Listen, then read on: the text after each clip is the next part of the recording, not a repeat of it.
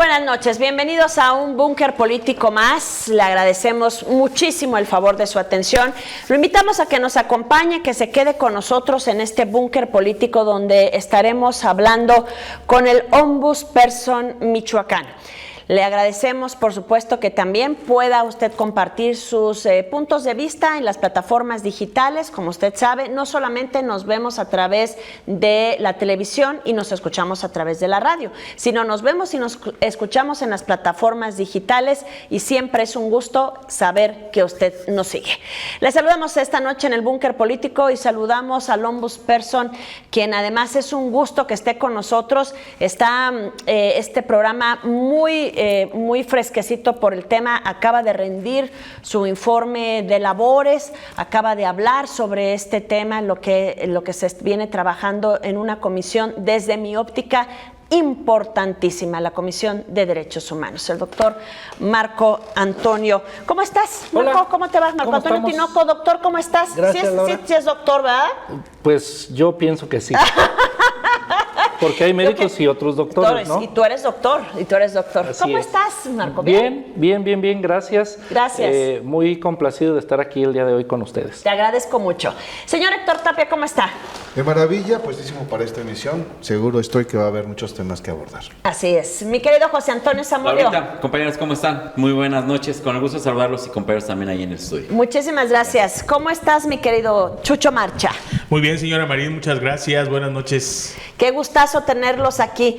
Y precisamente, doctor, quiero comenzar con una pregunta que viene a colación luego de todas las reformas que se hicieron o que se están haciendo dentro del plan y del paquete del Plan C que está implementando, que se implementaron varias antes de que terminara el sexenio del presidente Obrador y vienen otro paquete. ¿Cuál es la importancia de una comisión estatal, obviamente nacional, de derechos humanos? Porque quedó, yo le llamaría, quedó fuera de este reacomodo que se hizo, donde varios de los órganos que no son gubernamentales, pero que sí tienen una muy cercana trabajo con el Estado, con el gobierno, fueron tocados. Y la comisión quedó a salvo de eso. ¿Por qué? A ver, yo creo que hay varias, creo que también nosotros las comisiones no estamos erigidos como sistema, a diferencia del de transparencia. Por ejemplo. El de transparencia sí es un sistema completo. Nosotros somos órganos nacionales y locales, pero sin conformar propiamente un sistema, aunque de facto actuamos como sistema. ¿Por qué? Nosotros nacimos bastante antes, en los 90s. Los órganos de transparencia nacieron 2000, 2010, más o menos fue cuando empezaron a trascender. Y la genética, por así decirlo, es diferente. A ver, a final de cuentas, todos los órganos del Estado, no hay uno solo que no actúe bajo la expectativa de respeto a los derechos humanos. Okay. El Estado, si no actúa con apego a derechos humanos, entonces tendrá que venir una sanción, sea jurisdiccional, sea no jurisdiccional, sea de los órganos garantes de transparencia. Es decir, la única agenda pública que podemos tener es la agenda basada en los primeros 29 artículos de la Constitución. Libertad, igualdad, prosperidad económica, todo eso está en la Constitución. Por eso es muy importante que quien llega a los niveles de gobierno sepa que sus planes de gobierno tendrán que acceder a partir de un parámetro constitucional y convencional, está en los tratados o en la Constitución, sí, pero que básicamente será cumplir un derecho humano a la alimentación, a la igualdad, a la libertad y seguridad sexual, etcétera, etcétera, etcétera. Entonces, hay grandes temas pendientes de los que tenemos que hablar. ¿Por qué quedamos fuera? Es una razón que no sé. Eso habría que preguntarlo a la dinámica estructural. Es muy importante que sigamos existiendo, sin duda, sin duda. Somos quizás la única defensoría o el último reducto del pueblo para darle voz a quienes no tienen voz, pero también de acompañarlos. Yo le quiero decir, Laurita, te quiero decir, que la mayoría de cosas que hacemos son cosas de trámite y de gestión. Es decir, a una persona le cobran mucho de agua, nosotros, el orientador va, la acompaña y genera un espacio de diálogo con la autoridad del organismo respectivo y generamos los espacios de diálogo precisamente para que se solucione el conflicto. Estos son los que más nos ocupan, de casi 6,000 al año, solo tenemos 1,600 quejas, pero también esto nos ha permitido que solucionemos en cuestión de horas. Y no nos tardemos 3 años en una recomendación. Entonces, hoy, ¿qué es lo que quiere el ciudadano, o la persona que llega con nosotros? Primero, que lo atendamos, el tener el trato cara a cara. Tenemos también a través a distancia, es decir, el bot, la página web, la videoconferencia, pero las personas lo que quieren es tener al funcionario enfrente y saber quién es de carne y hueso, quién les va a ayudar y cómo les puede ayudar, o que les diga si no les puede ayudar y por qué.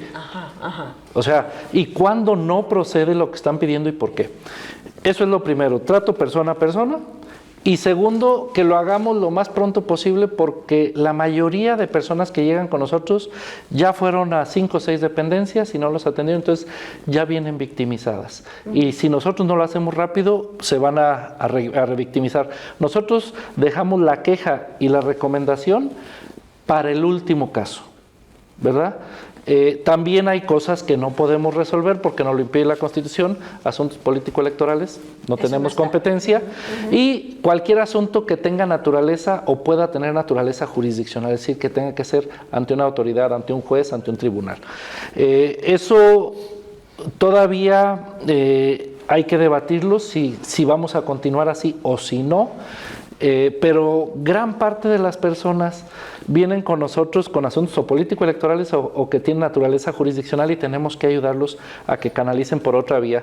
¿Por qué? Porque hay otras instancias que no están resolviendo. Yo creo que si algo nos enseñó este sexenio, que acaba de concluir el día de hoy, es que la gente se quiere ver reflejada en sus funcionarios y que esos funcionarios sean funcionarios de carne y hueso que puedan visitar. Y esto nos ha llevado a nosotros a emprender una segunda fase, no solo en los números, que yo soy fanático de los números, porque si no hay números uno no puede medir.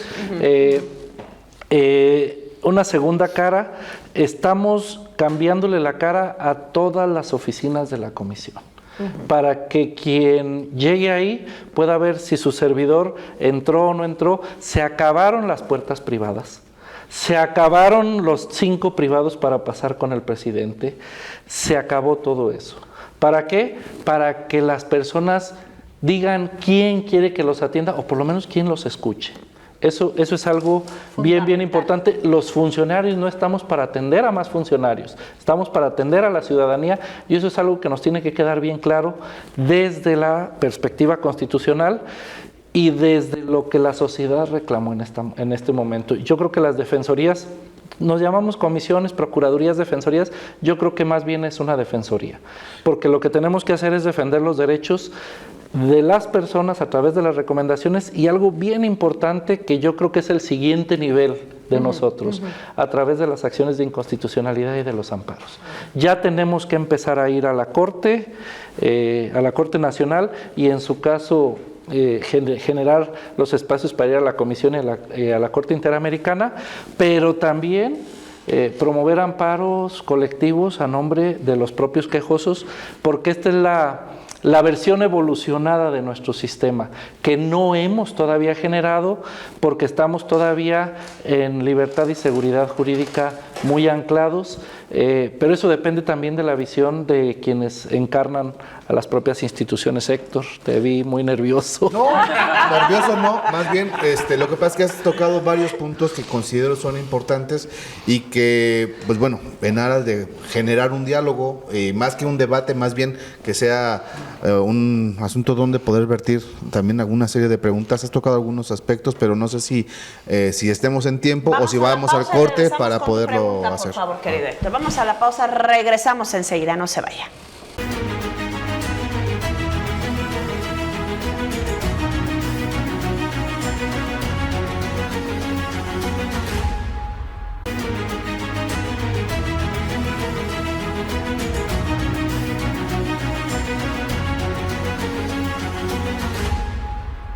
Adelante, estamos en el búnker político. Seguimos, señor Tapia, adelante. Pues bueno, parto un poco de la pregunta que hacías, Laura, pero sobre todo mucho de lo que fuiste planteando. Todavía, y lo pongo en este contexto, todavía existe esta como percepción de que la Comisión de los Derechos Humanos como tal Defiende delincuentes. todavía sigue arrastrándose esa situación. Y esto me lleva a la pregunta obligada. En esta era reformista, que si bien no se trastoca ahorita el tema de la Comisión de Derechos Humanos en nacional y en lo estatal, esto no significa que no sea mejorable. Esto yo creo que hay algunos aspectos que tendrían que ajustarse. En una perspectiva autocrítica, ¿qué es lo que hacia dónde tendría que caminar y en manos de quién para poder realmente brindarle al ciudadano esta sensación de que efectivamente hay un organismo que sí vela por sus derechos en lo individual y en lo colectivo? ¿Qué modificaciones tendrían que hacerse? Porque sí se tiene que avanzar. Son 3. A ver, sí es una realidad que la mayoría, el imaginario colectivo ciudadano es que defendemos delincuentes. La verdad es que no es cierto. Ya casi todo lo que estamos recibiendo hoy es derecho a la buena administración. Es decir, sí atendemos algunos casos de personas privadas de la libertad o que están siendo sujetas a investigación, porque ese fue el origen y la genética de nacimiento, porque recordemos que allá en los 90s el Ministerio Público no solo tenía el monopolio del ejercicio, sino también fe pública, ya hoy no. Entonces hoy todo se tiene que llevar a juicio oral.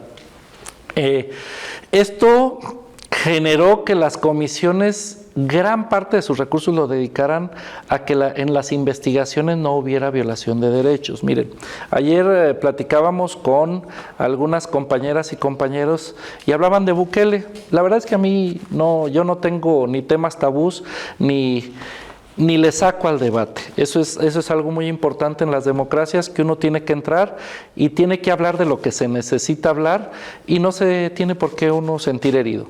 Hablaban de Bukele y de lo que ha hecho en El Salvador. Algunos compañeros y compañeras de la federación andaban allá y me decían, bueno, es violatorio de derechos humanos, y yo les decía, ¿por qué?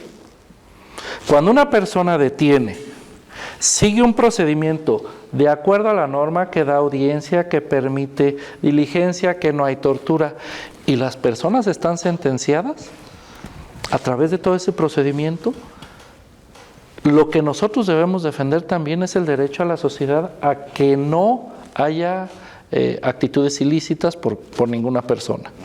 Es decir, nosotros en las comisiones hoy tenemos que sí bailar por el debido proceso, no solo de las personas que están siendo investigadas, sino también por la reinserción y porque se acate la ley.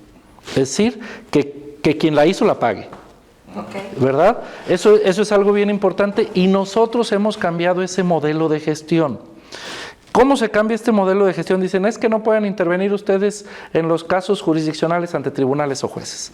La respuesta es no podemos nosotros intervenir a través de las quejas, pero sí a través de un procedimiento que se llama amicus curiae. Nosotros podemos emitir una opinión experta y lo hemos hecho en asuntos de probable feminicidio, en asuntos de libertad de expresión, en el caso de Lázaro Cárdenas, lo hemos hecho y lo hemos hecho bajo la perspectiva del estándar nacional e internacional de los derechos humanos, sin beneficiar y sin perjudicar a nadie. Entonces, sí es importante que esta evolución de las comisiones nos lleve ya a estadios diferentes, donde incluso nos puedan llamar precisamente a la Suprema Corte como expertos en algún tema. ¿Cómo hacer que se haga valer la voz de las comisiones de derechos humanos, de los expertos? Por ejemplo, un caso Arantepacua donde nunca se fincó responsabilidad a muchos señalados en ese momento, ¿no? Por ejemplo, el propio Juan Bernardo Corona, el propio fiscal actualmente, ¿no? O Silvano Aureoles, que era el titular del Ejecutivo en ese momento. Hay señalamientos. Ese asunto lo atrajo la Comisión Nacional de los Derechos Humanos y está llevando el seguimiento de la recomendación. Sí hay nombres y sí hay autoridades. Pero esto es algo bien importante. A ver, lo voy a poner a nivel más de piso. Yo soy policía municipal del municipio de Plutón. Y llega Laura, me dicen que no debo hablar en diminutivo porque eso es discriminatorio.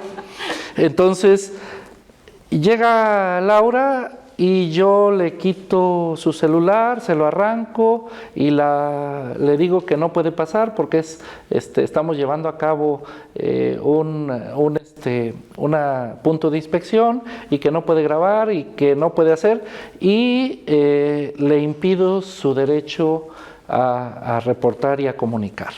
Bueno,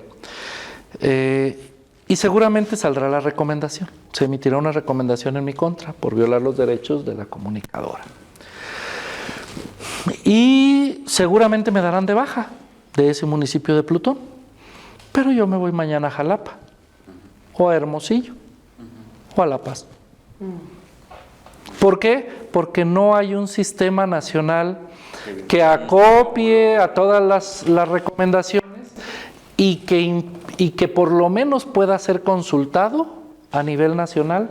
Estamos trabajando en la Federación Mexicana de Organismos Públicos de Derechos Humanos precisamente para que exista todas nuestras recomendaciones con nombres y apellidos estén en un reservorio nacional, y que cuando ustedes se metan digan fulano de tal tiene violación, tiene recomendación en tal y tal. No como sanción perenne, porque eso también es inconstitucional, pero sí para que sepan a quién van a contratar y de qué manera, y que funcione con todas las y los servidores y funcionarios públicos. ¿Para qué? Para que haya una conciencia de respeto y de tutela a los derechos humanos, ¿no? Porque ustedes van a vaya, Héctor, aquí a Morelia y saque un permiso de tortillería y no sabe cuáles son los requisitos porque la página no lo tiene. Y entonces se los dicen ahí, mañana va y le dicen otros, y pasado va y le dicen otros. No solo aquí en Morelia, en cualquier municipio del estado, y no es lo mismo conseguir un permiso de fraccionamiento en Morelia que en Lázaro Cárdenas o que en Santiago Tangamandapio. Y con todos los parámetros institucionales para que haya planta de tratamiento, triple drenaje, etcétera. Son cosas de las que no estamos hablando y que vamos nosotros avanzando y decimos, es que tenemos 100 parques rehabilitados. Sí, está bien, pero ya estamos viendo cómo nos está yendo con las aguas. Y a dónde se están yendo nuestras aguas negras, y que no tenemos agua. Agua sí hay, el problema es que no está bien repartida, bien distribuida, y nuestras redes son tan viejas que tiran más del 30% del agua que extraemos. Entonces, hay cosas que nosotros los defensores tenemos que decirles a las y los presidentes municipales, a nuestros servidores, y quizás por eso somos también un poco incómodos, ¿no? Pero no solo, para cerrar la idea, no solo de las personas a las que no se les sigue un procedimiento adecuado cumpliéndoles sus derechos humanos o sus garantías. Vamos a seguirlo haciendo, pero también en las otras áreas. ¿Por qué? Porque así nacimos, pero hoy nuestro desarrollo nos lleva a otro nivel, a un nivel diferente, de mayor relevancia, ahorita les podría yo relatar algunos casos de éxito que tenemos resueltos en cuestión de horas. ¿Quién iba a hablar, por ejemplo, de tratamientos médicos a favor de las personas trans hace 15 años? Nadie, ¿verdad? O de personas con discapacidad, con acceso al trabajo. Nadie. O sea, hoy la misma sociedad nos va exigiendo hacia dónde tenemos que caminar. Esa es una realidad, pero también depende de la institución que se abra y que camine rápido, ¿no? Esos son los grandes retos. Fue el caso de su servidor. Encontramos una institución sólida, sí, con ciertos parámetros, con una estructura más o menos estable, pero había que moverla muy rápido a donde necesitaba la sociedad moverse, ¿no? Okay. Vamos a la pausa y regresamos enseguidita porque tenemos muchos más. Les recuerdo, estamos hablando con el ombudsperson en este búnker político, los derechos humanos y, como lo dice el doctor Tinoco en esta charla, cómo han evolucionado a lo largo de los años. Volvemos enseguida.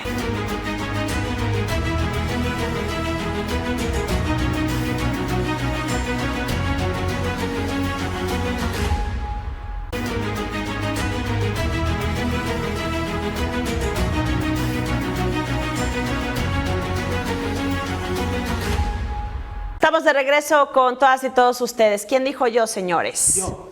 Perdón, hermano. Adelante, hermano. Adelante, hermano, adelante. Bueno, Gracias. 2 o 3 por mí. Oye, presidente, hablando de la pauta que va marcando la sociedad y del que la hace la paga, hace algunos años, cuando son los orígenes de la Comisión Estatal de Derechos Humanos, las primeras quejas contra las autoridades eran seguridad pública, fiscalía, las áreas de impartición de justicia y seguridad. Pero hoy día tenemos quejas, incluso recomendaciones por omisiones de los ayuntamientos, porque también los servicios públicos son un derecho humano. Y ha ido transitando todo este tema de los derechos humanos. No sé si son nuevos derechos o solo se están visibilizando en base a las necesidades de la sociedad. Son los mismos derechos, el catálogo prácticamente es el mismo.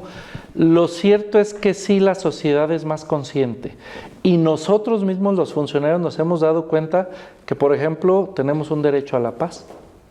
No solo a la ausencia de violencia, No, la paz no solo es ausencia de violencia, sino que es convivencia armónica. ¿Cómo se generan desde las estructuras sociales? Digo, luego a mí me da mucha risa, veo a las y los funcionarios sacándose fotos de los pies o comiendo enchiladas, que les dan muchos likes, por cierto. Y veo, por ejemplo, que se habla mucho del tema de las comunidades de origen y afromexicanos, ¿no? Así es. Y yo quiero que ustedes me digan cuál es el último libro que se editó de primaria en lengua de origen, por la SEP federal o la del Estado. No. Se los comento porque este fue un gran reto que estamos hoy enfrentando. En días siguientes daremos a conocer, junto con otras instituciones, Congreso del Estado, SEAP, COEPRED, Universidad Michoacana, unos libros de dibujo para infancias y adolescencias y para adultos mayores, guía del docente y la de la o el alumno, que se editaron en español, pero lo estamos editando nosotros en la comisión también en Mazahua y en Purépecha. El esfuerzo no debería ser de la comisión, porque nosotros no somos estructura educativa. Recursos, ni, o sea, eso es todo pues un estamos haciendo un esfuerzo, pero lo importante es llevarlo a cabo para que las autoridades volteen y, más allá de esas fotos en sus redes sociales comiendo enchiladas o yendo a un puesto de tacos de Doña X, se den cuenta que las cosas de fin de semana nos están consumiendo. Este derecho a la propia cultura era algo de lo que no se hablaba. ¿Por qué? Porque cada comunidad de origen y afro, de hecho, la comunidad afromexicana o afromichoacana no se asume como afro, aunque los rasgos los tengamos. ¿Por qué? Porque no hay una identidad. Entonces, esto es muy importante porque genera ciertas culturas, pero también ciertos estilos de vida que tienen que ser respetados como cosmovisión por todos los demás que convivimos. Y en el choque cultural o en la transculturación, como se le llaman, es donde vienen los pequeños quiebres y donde se genera o se resquebraja la paz. Esto es muy importante y es algo que deberían estar haciendo todos los centros de prevención de la conducta antisocial. Ya se les debería quitar el nombre de prevención del delito, porque no solo los delitos, hay delitos civiles, hay delitos de orden criminal y hay sanciones administrativas. Deberían ser centros de prevención de la conducta antisocial, y para que abarque todas estas márgenes, incluidos a los propios funcionarios que son violadores de derechos humanos. Deberían tener en esos centros capacitación, culturización, y deberían por lo menos tener un certificado de que no han sido objeto de algún señalamiento. Oye, presidente, ¿cómo ha sido esta parte? Entiendo, durante su gestión se implementó este nuevo sistema de gestión, ¿así se llama? Así es. Esto permitió recobrar la confianza y credibilidad en una institución que, como dices, ya estaba sólida, pero que habrá que reconocer que al menos en los 2 que te antecedieron, híjole, pues las cifras iban de más a menos. Y hablo de más a menos cuando era número de quejas. Hoy dirán, pues es que hay mucho menos. Sí, hay mucho menos quejas y mucho menos recomendaciones, pero también hay mayor número de atención, de acuerdo a las cifras que se presentaron en el último informe, y resolución de lo que ahí llega. Así es, tenemos mayor número de impacto en resolución de conflictos y en intervención. porque no solo es resolverlo cuando ya hay, sino impedir que se siga generando el conflicto. Abrimos un diplomado en medios alternos y justicia restaurativa. Vamos a incidir con un informe sobre el estado del derecho a la paz en centros educativos. Eso es algo que todavía tenemos que socializar con el Consejo Michoacano para la Paz y con otras instituciones, porque sociedad que no vive en paz es sociedad que no se desarrolla. Eso es una realidad. Y tenemos que meterle, más que a la seguridad pública, a la construcción de ciudadanía. Eso es algo bien importante. Yo creo que mis antecesores hicieron lo que pudieron, también su servidor ha hecho lo que he podido con lo que hay. Sin embargo, las visiones, y eso es lo importante de los cambios institucionales, yo creo, que las visiones se vayan alternando y vaya viéndose hacia dónde nosotros podemos cometer errores. Me decía una representante de una organización civil que de repente soy muy duro conmigo mismo o con lo que hemos hecho. La verdad es que no se puede ser complaciente, mucho menos cuando te paga el erario público y cuando te paga bien y cuando te gusta lo que haces. Tiene que ser uno muy exigente. Nosotros encontramos recomendaciones de 8 años, expedientes con 5 años sin recomendación. Una recomendación, por ejemplo, mañana vamos a rendir el informe sobre centros de detención municipales, el de Barandillas, y encontramos una recomendación de 2011 sin seguimiento, emitida a los 112 municipios más el Consejo Mayor de Cherán, y nunca se le dio seguimiento. Le estamos dando seguimiento nosotros, ni siquiera sabíamos de su existencia porque tampoco teníamos el sistema de seguimiento de expediente electrónico. El nuevo modelo de gestión, quiero decir algo bien importante también, porque de repente la ciudadanía piensa que el presidente hace todo. A final de cuentas uno tiene que dar la cara. Pero el presidente se entera de bien poco de lo que sucede en la institución, porque todo lo hacen los visitadores y las áreas operativas. ¿Qué sí le corresponde al presidente? Implementar un modelo de gestión donde las cosas se resuelvan lo más pronto posible, y ese modelo de gestión tiene que ver con cómo administrativamente se genera el recurso para convertirse en operación. Y es un modelo administrativo. La verdad es que las y los presidentes del país nos hemos convertido más que en operativos, en gestores del riesgo. ¿Por qué? Del riesgo político, del riesgo administrativo, del riesgo operativo, ¿no? Porque a final de cuentas somos los que damos la cara para todo y somos los que tenemos que plantar el pecho a las balas. Oye, de esto que se atiende, no se atiende y nos damos cuenta, no nos damos cuenta, no sé si a la Secretaría de Educación le pasa lo mismo, porque en el más reciente informe que presentaste es la dependencia que mayor número de quejas acumula. O sea, pues ahí vayan a Derechos Humanos, pongan su queja y pues hay que nos recomienden algo. Yo creo que es una instancia importante, también es la que tiene más personal del Estado, pero yo creo que aquí, y tengo que decirlo con todas sus letras, las universidades e instituciones de educación superior hemos dejado de lado la necesidad y la pertinencia social. Yo no veo en los programas educativos de los docentes una materia que se llame civismo, ética o cumplimiento de derechos humanos, pero más que la teoría, la práctica. ¿Por qué? Porque es como la democracia es un estilo de vida, ¿verdad? Yo no puedo decir que soy demócrata si no le permito hablar a mi hija o a mi hijo en la mesa, ¿no? Si llego, a final de cuentas alguien trae la cartera, pero sí es importante que se fomente este estilo de vida. Que era lo que yo les decía, dice, bueno, no vamos a debatir. No, pues ¿por qué no tenemos que debatir? En una democracia, lo mejor de las democracias es precisamente la actividad deliberante, y esta deliberación se da a través de los medios de comunicación, generalmente. De aquellos que hablan bien y de los que no hablan tan bien y de los que hablan muy mal, porque precisamente esas opiniones son las que nos permiten ir modificando. En los sistemas operativos es diseño, implantación, ejecución y ajuste. Entonces, los ajustes siempre los tiene que hacer uno de acuerdo a lo que uno planea, y que a veces se planea no tan bien, o no escuchando a todas y todos. A final de cuentas, hoy veo que volvemos, y me da tristeza, que volvemos al discurso de las mayorías, ¿no? Ya Michel Foucault nos dijo que esas grandes mayorías no existen, que son pequeñas minorías que se unen a esas mayorías y se van haciendo como colmenas. Yo no veo a una madre soltera que tenga de igual con una persona trans. ¿Cuáles son sus intereses, sus motivaciones y sus deseos? Seguramente serán distintas, aunque sí los unirá de momento una elección o un candidato o una candidata. Yo creo que, voy a decirlo con sus letras, lo que, aunque no me correspondería por mil razones, creo que a México lo que le perjudican mucho son las elecciones. ¿Por qué? Porque todas las y los funcionarios estamos tan expectantes de lo que va a suceder en 3 o 6 años que dejamos de hacer el trabajo de hoy. Yo creo que es eso.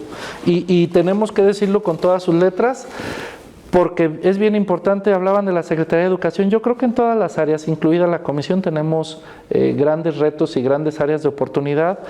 La Secretaría de Educación de Michoacán viene de una inercia muy importante. Hoy ya hemos logrado ciclos casi completos, ojalá los lográramos de 300 días, no de 200, que las clases fueran de 8 a 2 de la tarde y no de 10 a 12 y media, que todos los lugares tuvieran profesora o profesor o docente, que ya no hubiera escuelas de palitos, las hay todavía, y las que hay de material, algunas tienen grandes peligros, lo hemos visto como con los niños estos electrocutados, en los que ni a la Secretaría de Educación, ni a la Comisión Federal, ni a nadie le interesó a solucionar las cosas.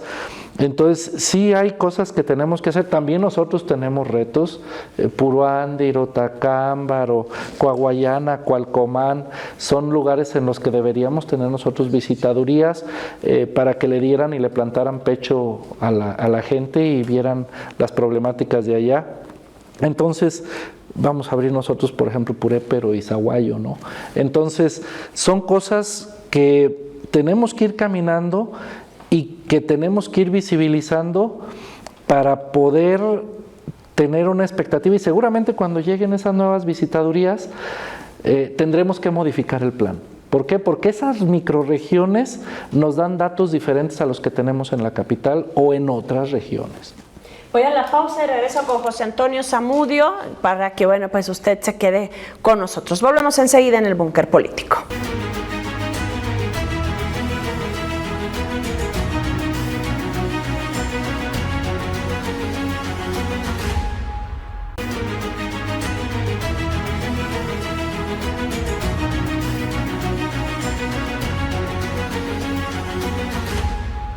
Adelante, señor José Antonio Zamudio. Gracias. Bueno, pues yo te quiero preguntar, dices que te gustan los números y es de alguna forma pero una no los práctica, algoritmos. no los algoritmos. Nomás los números básicos de la aritmética. Qué bueno que a ti sí te gustan porque a mí no. Pero tú sí las has de entender. A ver, y va muy pegado con lo que mi compañero Héctor y amigo te dijo hace unos instantes al inicio. A mí me llama la atención a lo largo de la historia de la Comisión de los Derechos Humanos, desde que nació, desde que dependía directamente de la Secretaría de Gobierno. Y en alguna vez te lo comenté en lo público o en lo privado y te lo vuelvo a comentar, les hace falta dientes para poder atacar. Déjame explicarte por qué. Vemos los números, vuelvo a los números, y sí, cada informe, cientos, se cuentan por cientos, quejas, observaciones, cientos, y decenas en cuanto a lo que ya son recomendaciones, es decir, la estocada final, ya son 8, 10, puede variar, números más, 20, números 200. Menos, pueden variar. Ya lo decía también Chucho, no, pues que la Secretaría de Educación, y no salimos de esos 3, 4, 5 en el top 10, ¿no? Secretaría de Educación, Seguridad Pública, bueno, en este último mencionas en tu informe la semana pasada 53, 56 para el Instituto Mexicano del Seguro Social. Pero les hace falta dientes, es lo que yo siento, es una apreciación muy personal. ¿Por qué? Porque, a ver, te voy a poner un caso bien sencillo, mi querido maestro Marco. Ahorita como tenemos bastante agua, tú lo acabas de mencionar, ya se nos olvidó el calor. Pero en mayo y junio que andábamos literal como perros con la lengua de fuera, como perros, tú ibas a cualquier institución de educación pública, primarias y secundarias, no había garrafones. Si los niños querían agua, tenían que ir a comprar la botita de agua, la famosa cooperativa. O si aparte, si no traían dinero, pues ahí se la tenían que aventar. Sistemas de refrigeración, no lo hay. Entonces me llama la atención que dice derechos humanos. No, nosotros velamos por todos los derechos humanos. Derechos de las personas. Derecho de las personas. Derecho a la educación. Derecho a la educación. Derecho al medio ambiente. Derecho al medio ambiente. Que mató un presidente municipal a los perritos. También vamos a entrarle ahí. Todo le entra. Pero éntrale pues con dientes. ¿De qué me sirve que me digas, no, es que ya le hicimos una recomendación a Gaby Molina de la Secretaría de Educación porque pues, si no tiene agua para los niños y pues no pueden andar así? ¿Y de qué me sirve? Mi niño no puede llevar una botita de agua. No hay un surtidor de agua. No hay un triste garrafón de agua. Porque no hay dinero. Te lo platico en un ejemplo muy somero, si tú quieres, muy ridículo, si tú quieres. Pero creo yo, redundando, que les hace falta dientes. Yo sé que hay una explicación, quiero que me la platiques. A ver, este es un tema que se ha debatido académica, teórica y socialmente desde el inicio de las comisiones. ¿Por qué no tenemos dientes? ¿Y por qué muchos prefieren que sigamos así? Porque en la realidad el defensor del pueblo sí tiene dientes si llega hasta la vía jurídica. Es decir, ante tribunales. Que yo por eso decía, ya vamos a tener que ir a la etapa evolucionada. Claro. Sí lo tenemos que hacer, no a través de nuestras recomendaciones, esas en la realidad está bien, son de buena fe, son públicas, no vinculantes. Al funcionario que decide no cumplirlo lo llevamos al Congreso, porque es más una sanción de muerte civil y política. Esa es la idea de nosotros las comisiones, que la o el funcionario que no cumpla se le dé a conocer al órgano político para que el órgano político actúe en consecuencia. Pero sí podemos nosotros enjuiciar, es decir, sí podemos presentar una denuncia criminal y darle seguimiento, sí podemos ir a un tribunal de justicia administrativa, a un juicio civil, a un juicio de amparo a las acciones de inconstitucionalidad. Por eso decía que más allá sí tenemos dientes si lo hacemos por otras vías. ¿Y si lo han hecho? Estamos intentando hacerlo. Estamos intentando, nosotros ya tenemos 7 acciones de inconstitucionalidad este año, tenemos varios amicus curiae, un par de amparos que las personas nos pidieron, entonces, pero el reto de nosotros es que nuestra estructura institucional y nuestro presupuesto no da para dar hasta allá. Claro.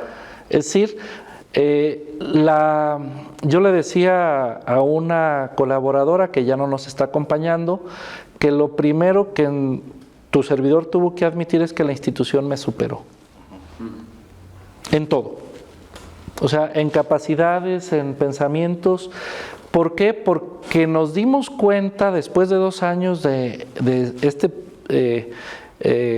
modelo administrativo que nosotros somos ventanilla de acceso, tribunal, defensoría, área de contención psicológica, todo en la misma institución. Lo que otros son por áreas específicas, nosotros lo somos completo, pero ahora nos estamos dando cuenta que necesitamos un área jurídica para que nos ayude con todo lo que son los dientes jurisdiccionales, es decir, ante tribunales o ante jueces, que no los tenemos, y no los tenemos presupuestados y no los tenemos en estructura. Me siento obligado a preguntarte, y justamente en esta coyuntura, disculpa hermano, pero creo que es el momento de hacer esta pregunta concreta. Evidentemente, qué bueno que van a transitar hacia eso. Eso querría. Eso querría, y eso es una aspiración. Eso es una exigencia de la población desde hace muchísimo tiempo, no es de ahorita, pues. Porque lo que quiere es que haya justicia, que lo que quiere es que se le respeten sus derechos en un país, en un Michoacán, donde con mucha convulsión. Sí, claro, y donde la impunidad siempre ha sido como una constante, una permanente. Entonces, lo que quiere es que realmente tener la sensación de que su asunto se resuelve respetando los procesos, pero también respetando los derechos. Y bueno, en esa ruta, me parece que hay un tema coyuntural, y tomando esto que apuntabas, hacia ahí queremos. Tú estás, voy a decir también así de esta manera, estamos frente a lo que sería prácticamente el cierre de tu gestión. Así es, 11 meses pasaditos. Y volvemos al punto. con todas las instituciones con el tema de las elecciones. Entonces, hay buenos esfuerzos que se apuntalan y otra vez se caen. Y otra vez es la recomposición de las dinámicas internas cuando no hay una política de dar continuidad, de asentar prácticas que son benéficas para una institución, y otra vez volvemos a entrar en una fase en la que hay un rediseño de nuevo de procedimientos y otra vez volvemos a quedar en el limbo. De entrada, tú te has enfrentado, a mi parecer, a un poder legislativo que concluyó su legislatura hace unas semanas, que pues pareciera que tenías un enemigo ahí. No sé qué esperas de esta legislatura, por un lado. Dos, pues estás frente al cierre. ¿Cuáles son los retos que entonces enfrentas bajo esta perspectiva? A ver, yo creo, digo, por lo menos así lo advierto yo de los comentarios de algunas o algunos compañeros exdiputadas o exdiputados. Ellos lo que tenían la intención era de ver una institución diferente. Sí. Yo debo decir que nosotros nos tardamos un año pasadito en la construcción del modelo y en el rediseño del entramado institucional, que apenas se está notando este año, y lo van a ver ustedes a final de año con nuevas visitadurías, con nuevos perfiles. Estamos, por ejemplo, un proceso que jamás se había hecho, jamás. Estamos certificando personal capacitado en resolución de conflictos, lo vamos a certificar, a evaluar y certificar en atención a público, pero no nosotros. Certificadoras y evaluadoras externas para que no haya mano negra. Entonces, la intención es profesionalizar el servicio que se presta en la comisión. Yo creo que los cambios son buenos. A final de cuentas, la legislatura evaluará las dinámicas públicas y políticas y elegirá a quien ellos crean que tenga mejor perfil. ¿Tienes derecho? Sí, hay posibilidad de que me reelija, bueno, pero yo creo que siempre la ciudadanía es bastante más sabia que uno. Entonces ya se evaluará en su momento. Lo importante ahora es hacer lo que nos toca en el periodo que nos toca. Yo decía, más que una hazaña del legislativo, creo que era el ánimo de ver una comisión diferente, porque la veían pasiva. Estuvimos pasivos 8 o 10 meses en lo que construíamos todo este entramado que nos ha servido. Le estábamos dando reparación a la máquina del automóvil porque no lo queríamos meter a la carretera y nos tronara. Esa es la realidad. Tampoco podemos decir que una chef o un chef es malo porque solo hace comida de tierra caliente o solo hace cortes. Uno va donde quiere. Desafortunada o afortunadamente en las comisiones el chef tiene que ser y saber hacer de todo y hacerlo todos los días en un buffet muy extenso.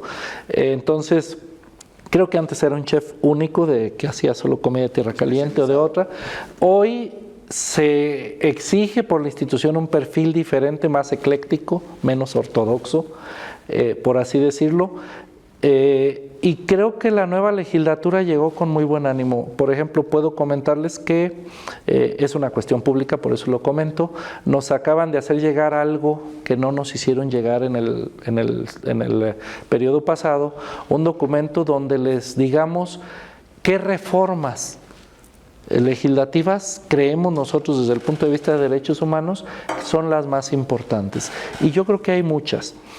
Por ejemplo, yo les podría decir, hay una que nomás es borrar el término para registrar y para registrar muertes y nacimientos, que les impiden a los jueces del registro civil, si una persona murió hace 10 años, que registren su defunción hoy, y que desafortunadamente las personas que vienen de desapariciones forzadas no pueden, tienen sus osamentas y no pueden darles sepultura, no pueden hacer la inhumación. Pero también, si a mí me registran de 10 años, ya no me registran, porque ya estoy fuera del plazo. Y hay lugares que no tienen la posibilidad de tener un oficial del registro civil, pero también los oficiales del registro civil no hacen rondas itinerantes a los lugares donde tienen que ir a registrar y a ver. También yo algo que le he pedido mucho a los colaboradores, a las colaboradoras que me acompañan es: levántense de la silla y vayan a pie, y vayan a ras de pie, porque ahí es donde nos ocupan, no que la gente venga a las oficinas. Ahora que estoy en estas sillas, ya sé de qué sillas ponerles para que no se sienten. Entonces, son incomodísimas, son incomodísimas. Les voy a decir que nos llevemos las del búnker para que nadie esté en su oficina. Solo esa es la incómoda de repente. Sí, ahí donde estás tú. Bueno, entonces, eso es bien importante que lo tengamos en mente. Por ejemplo, el sistema de apoyos, ¿no? El estado de interdicción ya se declaró inconstitucional por la Suprema Corte, pero las personas con discapacidad no tienen la posibilidad de que el Estado les proporcione el apoyo necesario. Por regla general, son las madres, los padres, los que tienen que ayudarles en este proceso, pero sin esa capacitación necesaria para que tome las decisiones adecuadas la persona con discapacidad o de la diversidad funcional. Esto es algo bien importante y son pequeñas microreformas de 2 o 3 artículos que no creo yo que pudiera haber alguna oposición por parte de alguna bancada. Yo creo que hay unas 15 o 20 reformas. El sistema, por ejemplo, el Sistema General de Cuidados para Personas Adultas Mayores, ¿no? Y los fondos tanto para el de apoyos, para el de cuidados, algo a FAIESPUM o Fortapaz, que podría hacerse, fortalecer el Centro Estatal, no de prevención de delitos, sino de la conducta antisocial, ¿no? Y establecer ahí una escuela. O sea, hay cosas que podrían, dándole unas pequeñas pinceladas a la norma, generar mayores expectativas y una mayor profundidad en la actividad social para reconstruir el tejido. Gracias, presidente. Gracias de verdad por habernos acompañado y por darnos esta... Pues yo siempre digo que esta posibilidad de aprender y de ir viendo cómo han evolucionado y qué importancia tienen este tipo de áreas en el desarrollo de una sociedad y en esta famosa recomposición del tejido social para conocer nuestros propios derechos y los derechos de una sociedad que, como dices, va conformándose de varios aspectos. Gracias por tu presencia, doctor. Gracias, Laurita, y hoy ustedes las mujeres deben estar de plácemes. Así estamos. Porque se ha recuperado una historia de cacicazgo y de machismo. Hoy es la primera mujer que va a encabezar el poder ejecutivo de la República, y yo creo que esto rememora la lucha histórica que han tenido ustedes las mujeres frente a todos los resquicios históricos de discriminación y desigualdad que han padecido, siendo desde amas de casa hasta profesionistas y luego criticadas por tomar las mismas decisiones que tomamos nosotros los varones al decidir respecto a cualquier aspecto de la vida. Creo que eso es un hecho histórico y yo esperaría que nos fuera muy bien. Ojalá que sí, Marco. Te agradezco mucho al presidente de la Comisión Estatal de Derechos Humanos su presencia con nosotros y nos vemos el próximo búnker. Gracias, Pepe Toño. Gracias a ustedes. Gracias, señor Tapia. Siempre un gusto. Que te vaya bien. Doctor, gracias por su presencia y gracias, señor Marcha. Gracias, señora Marín. Hasta muy pronto, nos vemos dentro de 8 días.